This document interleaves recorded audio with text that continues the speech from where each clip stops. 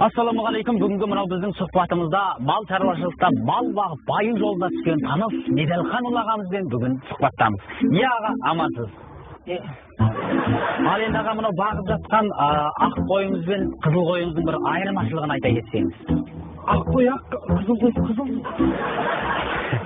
Жоқ аға, менің айтпақшы, мысалы осы қойларыңыз қанша кіліден жүн береді демекшімін ғой. Ақ қой ма, қызыл қой? Қызыл қой. Қызыл қой сол 3 кіло жүн береді. 3 кіло жүн бере ме? Жақсы береді екен. Олай болса ақ қойшы?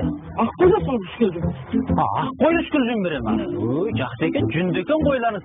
Ал енді аға, бұл қойларыңыз қанша литрдан сүт береді? Ақ қой ма, қызыл қой ма? Қызыл қой. Қызыл қой сол 2 кіло. 2 кіло сүт береді дейді. Сүтті қойлар екен ғой қойларыңыз. Ал олай болса ақ қойларыңызшы? Ақ қой да сол 2 кіло. Оқсыз екен ғой. Ал енді ондай болса мақұл, бұл қойларыңызды бүтіндей сатқанда қанша килограммнан ет береді? Ақ қой ма, қызыл қой? Мақұл, қызыл қой. Қызыл қой сол 15 килодей 20 кило ет береді.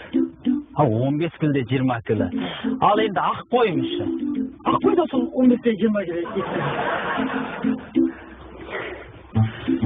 Бұл оқсас екен ғой, маған басында айта салмайсыз ба? Бұл жүні де, сүті де оқсас екен ғой қойларыңыздың?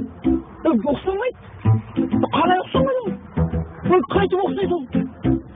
Ақ қой мен қызыл қой оқсамайды ол. Ақ қой деген нені күтілсе? Ақ қой сіздікі ма? Бұлай деп айтпайсыз, ақ қой сіздікі болса. Ондай болса аға, қызыл қойшы? Қызыл қой да менікі?